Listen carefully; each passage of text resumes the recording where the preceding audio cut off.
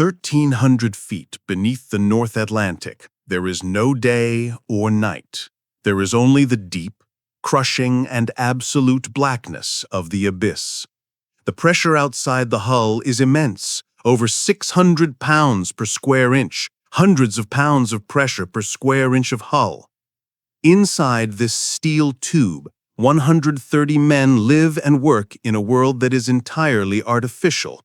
It is a hermetically sealed world, a tiny bubble of life-sustaining gas, power, and warmth, hurtling through an environment more hostile and alien than the surface of the moon. This is the apex predator's sanctum, the modern nuclear spy submarine. Its mission is the defining act of the atomic age: to hunt, to listen, and to remain perfectly, terrifyingly invisible. But to be a hunter, it must first achieve the impossible. It must become a self-contained world. The engineering that makes this vessel possible begins not with its weapons or its reactor, but with a far more fundamental and relentless challenge: solving the simple, lethal mathematics of keeping its own crew alive. In this sealed box, the first and most immediate enemy is your own breath. The first and most lasting impression for anyone entering a submerged submarine is not the cramped quarters or the lack of sunlight. It is the air. It is an atmosphere with a distinct, manufactured character, a sensory signature unlike any other on Earth. It is a complex mixture of smells and tastes: the sharp, metallic tang of ionized particles from electronic control panels, the pervasive, warm scent of atomized lubricating oil, and the ever-present chemical odor of the systems that scrub the air clean. As one former submariner, a veteran of multiple Cold War patrols, described the lingering scent on his uniform, it was a combination of ammonia and something vaguely metallic, like you licked a nickel. My wife said she could smell it on my skin for days after I came home. It's the smell of the boat. This is not simply stale or recycled air. It is a manufactured product. A crew of over 100 men, even at rest, is a massive biological engine. Each day, this crew consumes approximately 2.2 pounds of oxygen per person, while simultaneously producing about 2.4 pounds of carbon dioxide. In a hermetically sealed environment, this metabolic exchange is a ticking clock. Oxygen levels would plummet, but far more quickly, carbon dioxide concentrations would rise to toxic, debilitating levels. Compounding this, the machinery, the paint, the galley, and the crew themselves release a complex soup of volatile organic compounds: methane, hydrogen, carbon monoxide, freon, that must be constantly filtered. The submarine's atmosphere is a closed loop that must be actively and perpetually managed, not just for comfort, but for minute-to-minute survival. The first and most immediate threat to life is not the lack of oxygen, but the poison of carbon dioxide, CO2. At levels above just 0.5%, only 5,000 parts per million, human cognition begins to slow. Headaches and shortness of breath become pervasive. At higher concentrations, it leads to dizziness, panic, and eventual asphyxiation. To combat this relentless buildup, the submarine's entire atmosphere is continuously circulated through a system of carbon dioxide scrubbers. The heart of this system is a chemical absorbent known to the crew simply as Amine. The engineering is an elegant, continuous, regenerative loop. First, in a large absorption tower, the CO2-laden air is forced through a cooled solution or a wetted mesh of monoethanolamine. The amine's chemical structure allows it to readily bond with the CO2 molecules, forming a stable intermediate compound and effectively pulling the toxic gas out of the air. This scrubbed, breathable air is then returned to the ship. But this creates a new problem: a solution of rich amine now saturated with CO2. This is where the engineering becomes regenerative. The saturated amine solution is pumped into a separate chamber, the stripper, and is heated with low-pressure steam provided by the ship's reactor. This heat reverses the chemical reaction. It breaks the bonds, forcing the MEA to release the captured CO2 as a concentrated gas. This waste CO2 is then compressed and discharged overboard, while the lean, regenerated amine is cooled and pumped right back into the absorption tower to begin the cycle anew. This constant chemical process is the source of the fishy or ammonia-like odor that defines life aboard the boat, the smell of survival. While the amine scrubbers remove the poison, the crew is still consuming oxygen. A submarine cannot store enough compressed oxygen for a 90-day patrol. The tanks required would be impossibly large and heavy. So the solution, therefore, must be to create oxygen. The answer is found in the submarine's two greatest assets: the limitless ocean outside and the endless endurance provided by its reactor within. The primary life support system is the Electrolytic Oxygen Generator, EOG. The process begins with seawater, which is pumped on board. However, this raw seawater is a corrosive soup of salts and impurities that would instantly destroy the sensitive generator. The submarine's distillation plant must first create ultra-pure water.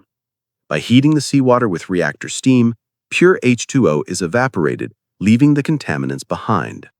This steam is then cooled and condensed into exceptionally pure water. This purified water is then fed into the EOG. Here, a powerful DC electrical current, drawn from the reactor's turbine generators, is passed through the water. This process of electrolysis provides the energy to break the stable chemical bonds of the water molecules. The fundamental reaction, water is split into its constituent elements. The life-giving oxygen is captured, compressed, and then bled at a precise, controlled rate back into the ship's ventilation system. But this reaction creates a far more dangerous byproduct: pure hydrogen gas. In a contained steel tube filled with potential ignition sources, an uncontrolled buildup of hydrogen is a catastrophic explosion waiting to happen. This is why crews call the EOG the bomb. The hydrogen must be immediately and safely disposed of. It is compressed and pumped overboard through a specially designed diffuser. This piece of engineering is critical. It ensures the hydrogen dissolves into the seawater at a molecular level without forming bubbles, which could rise hundreds of feet to the surface and create a foamy wake, betraying the submarine's exact position to enemy aircraft or satellites. This entire artificial biosphere, the scrubbers, the fans, and the EOG, is a marvel of engineering. But it shares one critical vulnerability. It is entirely dependent on the constant massive electrical output of the nuclear reactor. In the event of a reactor scram or an emergency shutdown that plunges the ship into darkness, the EOG and scrubbers go offline instantly. The clock starts ticking. The crew is now consuming the remaining oxygen and poisoning their own atmosphere. For this scenario, engineers devised a robust, non-powered backup. Stored in lockers throughout the submarine are chlorate oxygen candles. These are not wax and wick, but cylinders of solid oxygen generator. The technology, refined by the U.S. Navy since World War II, packs more breathable oxygen per unit of volume than even a highly compressed gas tank. The candle is a solid mixture of sodium chlorate and iron powder. When ignited by a firing pin, it doesn't burst into flame, but smolders at an intense 600 degrees Celsius. This heat initiates a thermal decomposition. The sodium chlorate breaks down, releasing large quantities of pure oxygen. The iron powder provides the sustained exothermic reaction to keep the process going. A single candle can produce enough oxygen for one crew member for 24 hours. But this last-ditch lifeline is itself a profound danger. The extreme heat creates a significant fire hazard, and the process is unforgiving of contamination. In March 2007, 2 Royal Navy sailors aboard the HMS Tireless were killed when an oxygen candle, which had become contaminated with hydraulic oil, did not smolder. It detonated, exploding violently and filling the compartment with superheated gas and smoke. This tragic incident is a stark reminder of the unforgiving nature of the submarine's sealed world. The entire atmosphere control suite is a perfect demonstration of the vessel's core design philosophy. a symbiotic and deeply brittle relationship between power and life. A loss of the reactor is not merely a propulsion problem, it is an immediate and existential atmospheric crisis. The submarine is not a ship, it is a self-contained biosphere whose sun is the reactor core. But this artificial biosphere, this fragile bubble of air, is useless if the walls that contain it collapse. Before a submarine can be a hunter, it must first be a fortress capable of withstanding the single most powerful and relentless enemy it will ever face: the ocean. To operate in the deep ocean, a submarine must be more than a sealed box. It must be an invincible world, entirely independent of the surface. This requires two fundamental elements. The first is a source of power that provides endless endurance and does not consume the crew's precious air.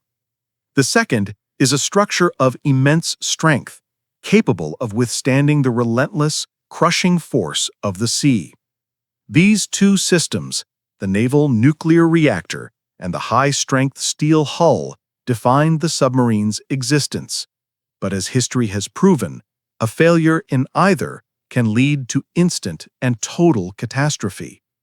The defining technological leap that transformed the submarine from a temporary submersible into a true underwater warship was the advent of nuclear power. Diesel-electric submarines, which dominated the seas in World War II, were fundamentally tethered to the surface. They were air-breathing engines that had to frequently surface or extend a snorkel to run diesel generators and recharge their batteries, making them loud and vulnerable to detection. A nuclear submarine's power source is entirely air-independent. This allows it to remain submerged for months, even years at a time. Its endurance is limited not by fuel, but only by the amount of food it can carry for its crew. The heart of this capability is the Pressurized Water Reactor, PWR, a design perfected by the Navy under Admiral Hyman Rickover for its compactness, power density, and inherent safety features. The PWR operates on an elegant principle of a two-stage heat exchange design, a design that ensures the radioactive components remain completely isolated from the rest of the ship. The process begins in the primary loop. Deep within a multi-ton, lead-shielded reactor compartment, a core of highly enriched uranium fuel undergoes a controlled nuclear fission, a chain reaction that releases an immense amount of energy in the form of heat. This heat is absorbed by a closed loop of ordinary, highly purified water. This primary loop water is kept under extreme pressure, approximately 2,200 pounds per square inch, which, critically, prevents it from boiling, even as its temperature rises to over 300 degrees Celsius or 572 degrees Fahrenheit. This superheated, pressurized, and now radioactive water is continuously pumped through the reactor core, absorbing the thermal energy of this tamed star. This primary loop piping then passes through a component called a steam generator, essentially a massive, high-efficiency boiler. Inside, the immense heat from the primary loop's radioactive water is transferred across a watertight, non-corrosive metal boundary to a completely separate secondary loop of clean water. Because this secondary water is at much lower pressure, the transferred heat causes it to flash violently into high-pressure steam. This critical two-loop separation is the reactor's key safety feature. The water that becomes steam and circulates outside the shielded reactor compartment to power the ship never comes in direct contact with the radioactive primary coolant. This clean, high-pressure steam is the motive force for the entire submarine. It is channeled through massive pipes to perform two vital functions. First, it drives the main propulsion turbines, massive engines that spin the submarine's propeller through a set of complex, noise-reducing reduction gears. Second, a portion of the steam is diverted to spin separate ship's turbine generators, SSTGs. These generators produce the vast quantities of electricity required to power every single system on board, from the EOG and Amine scrubbers to the galley, the lights, the powerful sonar arrays, and the combat systems. The reactor is thus the single unified source of both movement and life for the entire vessel. While the reactor provides the power to stay submerged, it is the pressure hull that provides the strength to survive. The ocean is a uniform and unforgiving enemy. The pressure it exerts is immense, increasing approximately 1 atmosphere or 14.7 psi for every 10 meters of depth.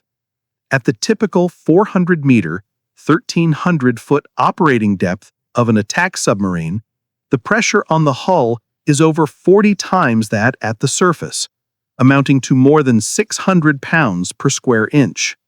To withstand this immense compressive force, the pressure hull, the inner watertight vessel where the crew lives and works, must be engineered with extraordinary precision. The most structurally efficient shape for resisting uniform external pressure is a perfect cylinder with hemispherical or domed ends. This geometry distributes the enormous stress evenly across the entire structure, avoiding points of concentration where a failure could begin. The engineering tolerances are infinitesimal.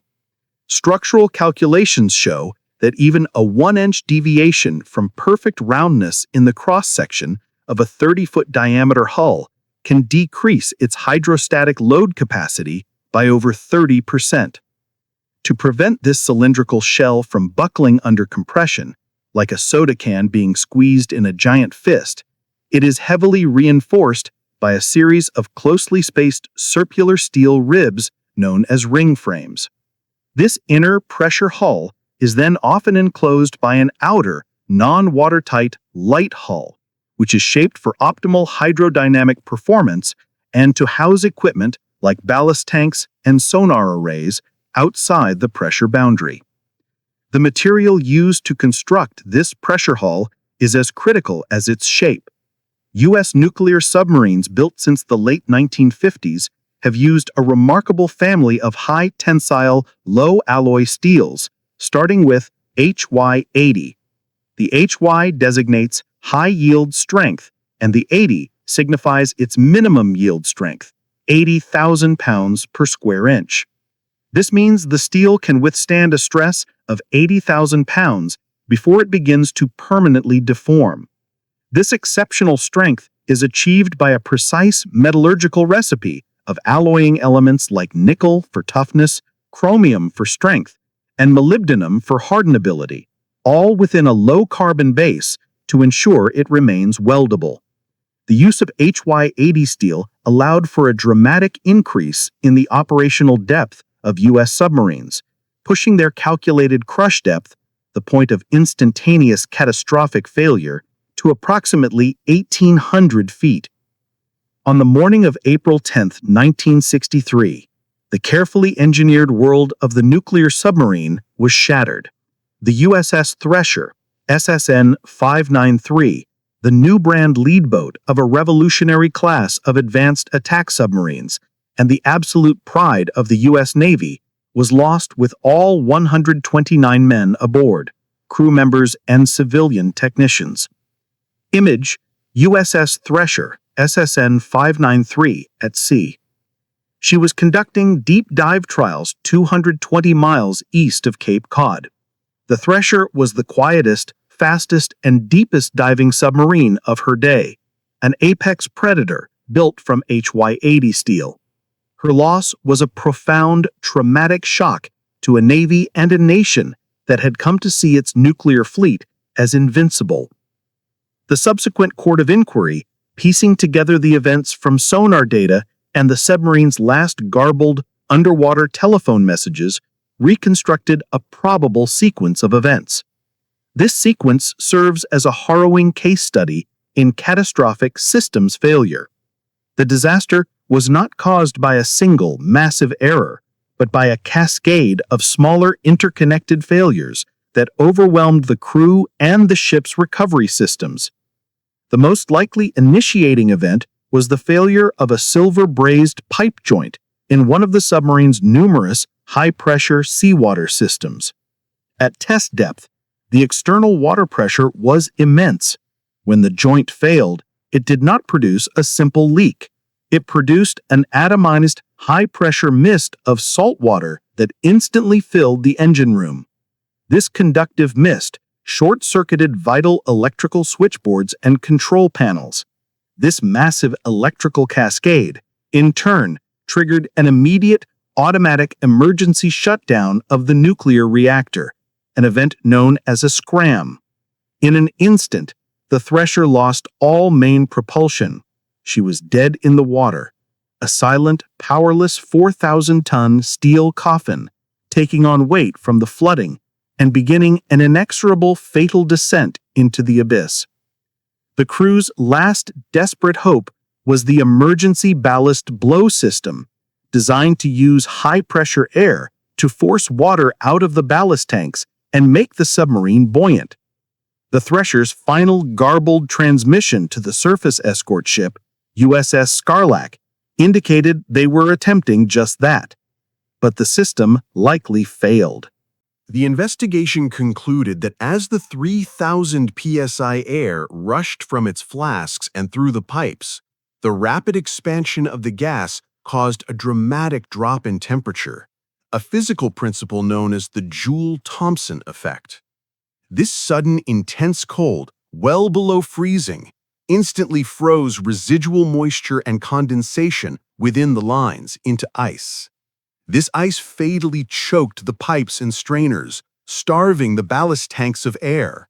The one system designed to save them was defeated by a basic law of thermodynamics. Unable to stop its descent, the Thresher passed its designed crush depth. Far below her design depth, at roughly 2,400 feet, the immense sea pressure overcame the 80,000 psi yield strength of the HY-80 steel hull, which collapsed instantly and with unimaginable violence. The entire event, from the first garbled message of minor difficulties to the final, horrifying sounds of the hull collapsing, took only minutes. The Thresher's loss exposed the brutal reality that the submarine's invincible world was in fact incredibly brittle. Its survival depended not on the strength of its strongest component, the hull, but on the integrity of its weakest, a single silver-brazed pipe joint. The Navy's response to the Thresher disaster was not to build thicker hulls or stronger reactors. It was a complete and revolutionary overhaul of its submarine design, construction, and maintenance philosophy. The result, established in June 1963, was the Submarine Safety Program, known universally as SUBSAFE. SUBSAFE is not merely a set of regulations, it is a culture of fanatical quality assurance, a religion of engineering rigor built on a single guiding principle. The program's goal is to provide maximum reasonable assurance that a submarine's hull will remain watertight and that the ship can recover from flooding.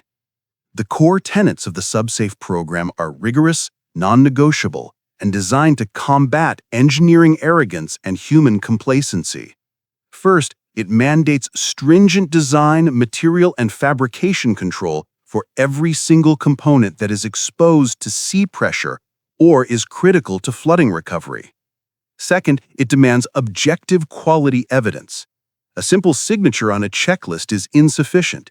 Every claim of quality must be backed by verifiable, documented proof. A paper trail that, for a critical component like a hull valve, extends back to the original pour of metal at the foundry, tracking every step of its creation, testing, and installation. And finally, and most importantly, SUBSAFE is designed to be an anti-forgetting mechanism. It mandates annual training for all personnel involved, from admirals to welders, which includes a mandatory, detailed review of past failures, starting with the loss of the Thresher. It ensures the hard-won lessons paid for in 1963 are are never lost to complacency or organizational drift. The impact of SUBSAFE has been nothing short of miraculous. In the 48 years of the submarine force prior to SUBSAFE implementation, the U.S. Navy lost 16 submarines to non-combat accidents, an average of one every 3 years. In the nearly 6 decades since SUBSAFE, only one U.S. submarine has been lost at sea, the USS Scorpion in 1968, a vessel that was built before the SUBSAFE program and was not fully certified. The SUBSAFE program, born from the catastrophic engineering failure of the Thresher, became the foundation upon which the modern spy submarine could be built. It created a platform so reliable, so robust, and so safe that its crew could finally shift their primary focus from mere survival to the complex and demanding mission of hunting its adversary. Survival in the deep is a matter of physics and chemistry. Dominance in the deep, however, is a matter of acoustics. In the opaque, lightless underwater battle space, sound is vision. The submarine that can hear its enemy without being heard itself holds the ultimate, decisive tactical advantage. The engineering of a spy submarine, therefore, is fundamentally the engineering of silence. This involves a multi-layered, holistic approach to finding and eliminating every single source of noise on a 7,000-ton industrial machine that contains a nuclear reactor, powerful turbines, and countless auxiliary pumps, transforming it from a factory into an acoustic ghost. The greatest acoustic threat to a submarine comes not from the enemy, but from within. The very machinery that gives it life and power, the reactor coolant pumps, the massive steam turbines spinning at thousands of RPM, the electrical generators and ventilation fans, all produce intense mechanical vibration. If this equipment were bolted directly to the submarine's steel hull, the hull would vibrate in sympathy, acting like the giant cone of a loudspeaker and broadcasting the submarine's presence, its unique sound signature, across hundreds of miles of ocean. This would make it a bright, loud, and easily detectable target for any enemy vessel equipped with passive sonar, which does nothing but listen for such sounds. To sever this acoustic link between the machinery and the hull, naval engineers developed a revolutionary technique known as acoustic rafting. The principle is one of mechanical isolation. Instead of being attached directly to the hull, the entire suite of noisy machinery, the turbines, the generators, the pumps, weighing hundreds of tons, is built upon a massive, multi-level steel platform, or raft. This entire raft assembly is then suspended from the internal structural framework of the submarine using a series of large, specially formulated elastomeric or rubber isolation mounts. These mounts are the key to the system. They are engineered to absorb the vibrational energy generated by the running machinery, converting the mechanical motion into a minuscule amount of heat through internal damping. This creates a mechanical break, preventing the vibrations from ever reaching the hull and radiating out into the water. The result is a submarine whose internal machinery is acoustically disconnected from the surrounding ocean, a ship within a ship, where the inner world of industrial noise is isolated from the outer world of water. This single innovation was one of the most significant leaps forward in submarine stealth during the Cold War. Acoustic rafting is profoundly effective at silencing the noise a submarine makes, rendering it nearly invisible to passive sonar. However, it offers almost no protection against an enemy's active sonar, the iconic defiant ping of naval warfare. An active sonar works like underwater radar. It sends out a powerful pulse of sound energy and listens for the returning echo. A submarine's bare, high-strength steel hull is an excellent acoustic reflector. A clear returning echo provides the enemy with the submarine's precise location, course, and speed. To defeat the ping, modern submarines are covered in a thick skin of anechoic tiles.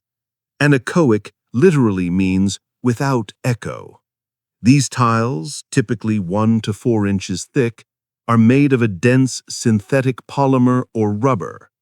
The technology was first pioneered by the German Kriegsmarine in World War II, who codenamed their experimental rubber coating Ulberich, after a mythical dwarf from Norse mythology who possessed a cloak of invisibility. The secret to the tiles' effectiveness lies in their internal structure. They are not solid blocks of rubber. They are engineered to contain thousands of tiny, precisely shaped internal voids or air cavities. When an enemy sonar wave strikes the tile, its acoustic energy is forced into these voids. Instead of bouncing cleanly off the hard steel hull underneath, the sound wave's energy is dissipated through a complex process of absorption and scattering.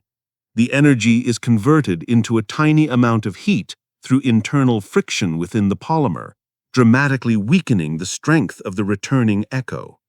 The enemy either receives no echo at all or one that is so distorted, muffled, and faint that it can be mistaken for a school of fish, a patch of seabed, or a thermocline. These tiles serve a dual purpose. They also absorb high-frequency sounds originating from inside the submarine, such as a dropped wrench in a torpedo room, a slamming hatch, or even loud conversation near the hull, preventing these incidental, telltale noises from escaping into the water and betraying the submarine's presence to a nearby passive sonar listener. The anechoic coating thus acts as both a shield against incoming sound and a muffler for outgoing sound, a true cloak of acoustic invisibility. Despite the sophistication of acoustic rafting and anechoic tiling, one source of noise remained stubbornly difficult to eliminate: the propeller.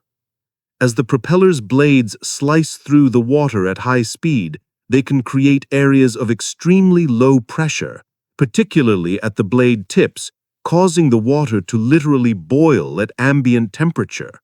This forms tiny transient vacuum bubbles that then collapse with a sharp hiss or crackle. This phenomenon, known as cavitation, creates a broad-spectrum noise that is unique to every propeller and serves as a submarine's acoustic fingerprint. The engineering key to a quiet propeller lies in manufacturing its blades with incredibly complex, continuously varying three-dimensional curves. This allows the blades to move through the water while minimizing pressure differences and avoiding cavitation, even at high speeds. Producing such a complex shape with micron-level precision is an immense manufacturing challenge. It requires ultra-high precision, computer-controlled milling machines, specifically those capable of simultaneous 5 or even 9-axis control, allowing a cutting tool to move and rotate on multiple axes at once to carve the complex blade shape from a solid block of metal. During the Cold War, this manufacturing technology was deemed so critical to Western naval superiority that its sale to the Soviet Union and its allies was strictly forbidden by the Coordinating Committee for Multilateral Export Controls, COCOM. In the early 1980s, this technological firewall was decisively breached. In a landmark, devastating case of corporate espionage and greed, the Japanese firm Toshiba Machine and the Norwegian state-owned company Kongsberg Wapenfabrik colluded to illegally sell a set of these advanced multi-axis milling machines and their associated numerical control software to the Soviet Union. The companies circumvented strict export controls by falsifying end-user certificates and customs documents, claiming the machines were simple, less capable two-axis models permitted for export. The strategic consequences were immediate, catastrophic, and cost the West its most significant military advantage. The U.S. Navy, which had spent decades and billions of dollars perfecting its acoustic superiority, was stunned when the next generation of Soviet attack submarines, particularly the Akula-class, put to sea in the mid-1980s. They were suddenly, shockingly silent. The Soviets had used the illegally acquired Toshiba machines to manufacture new, complexly curved propellers that were as good or in some cases superior to their American counterparts. According to a declassified CIA assessment, the new Soviet submarines were nearly as quiet as the U.S. Los Angeles 688 class, which was the backbone of the American fleet. In a single illegal transaction, America's primary acoustic advantage, the ability to reliably detect and track Soviet submarines at a safe distance, had been erased. This act of corporate betrayal, driven by profit, forced the U.S. Navy into a desperate crash program of research and development, costing an estimated $30 billion to create an entire new generation of more sensitive sonar systems capable of once again finding their now silent adversaries. The scandal was a brutal lesson that in modern warfare, the means of production, the engineering itself, can be a more valuable strategic asset than the weapon it creates. Having achieved a state of near-perfect silence, the submarine transforms from a ghost into a predator. Its mission now shifts from passive evasion to active, aggressive detection. In the absolute darkness of the deep ocean, the submarine must rely on its own hypersensitive ears to build a complex, three-dimensional picture of the world around it. This is accomplished through a suite of sophisticated sonar systems, powerful computers, and a team of highly trained operators who can discern the faint, distant acoustic signature of an enemy vessel from the constant, overwhelming cacophony of the ocean's background noise. The primary sensor of a U.S. attack submarine, its main eyes, is the massive spherical sonar array housed in the bow, protected by a large, hydrodynamically smooth fiberglass dome. The AN-BQQ-5 sonar system, a mainstay of the U.S. fleet for decades, features a sphere approximately 15 feet in diameter, an acoustic marvel packed with 1,241 individual hydrophones, or underwater microphones. The choice of a spherical geometry is a deliberate and critical engineering decision. A sphere is the only shape that is acoustically perfect in 3 dimensions, providing uniform 360-degree coverage in all directions. Unlike a flat or cylindrical array, it can look up toward the surface, down toward the seabed, and all around horizontally with near equal sensitivity. This is vital for detecting targets at different depths and for exploiting the complex ways sound travels, or refracts, through different temperature and pressure layers in the ocean, a phenomenon known as the deep sound channel. This system operates in 2 distinct modes. Passive mode. This is the submarine's default, preferred, and deadliest method of operation. The 1,241 hydrophones simply and silently listen to the ambient sounds of the ocean. Powerful onboard computers process the signals from this vast array, performing complex calculations to filter out the random background noise of waves, marine life, and distant shipping. They are searching for the specific telltale sounds of an enemy target, the unique 60-cycle frequency hum of a turbine, the rhythmic beat of a propeller, or the whine of a specific pump. Active mode. The BQQ-5 array can also transmit a powerful pulse of sound energy, the the classic ping. By precisely measuring the time it takes for that echo to reflect off a target and return, the system can instantly determine that target's exact range and bearing. However, this capability comes at an enormous tactical cost. The active sonar ping is an incredibly loud and unmistakable sound that travels for miles, immediately broadcasting the submarine's own position to any other vessel in the area. It is a tactical choice of last resort, a trade-off that sacrifices the submarine's greatest asset, its stealth, for the certainty of a target's location. The decision to go active marks a fundamental shift from covert surveillance to overt confrontation. For all its power, the bow-mounted spherical array has a critical, inherent weakness. It cannot hear what is directly behind the submarine. The submarine's own hull, filled with the noisy machinery on the acoustic raft, and the turbulent, cavitating water from its own propeller, effectively block all sound coming from the stern. This acoustic blind spot, a cone of silence stretching out behind the submarine, is known in the undersea warfare community as the baffles. During the Cold War, this vulnerability was a central, terrifying element of submarine tactics.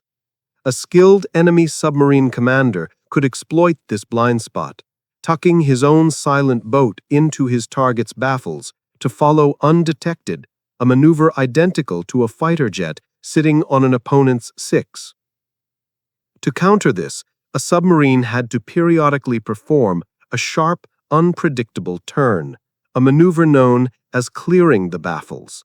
These were tense, dangerous moments. The maneuver itself could create noise, and it could reveal a hidden pursuer, or in the worst case, lead to an underwater collision. The definitive engineering solution to the problem of the baffles is the towed array sonar. This system consists of a very long, thin cable, sometimes over a mile in length, which contains a series of highly sensitive hydrophones. This tail is unreeled from a tube in the submarine's stern and towed thousands of feet behind the vessel.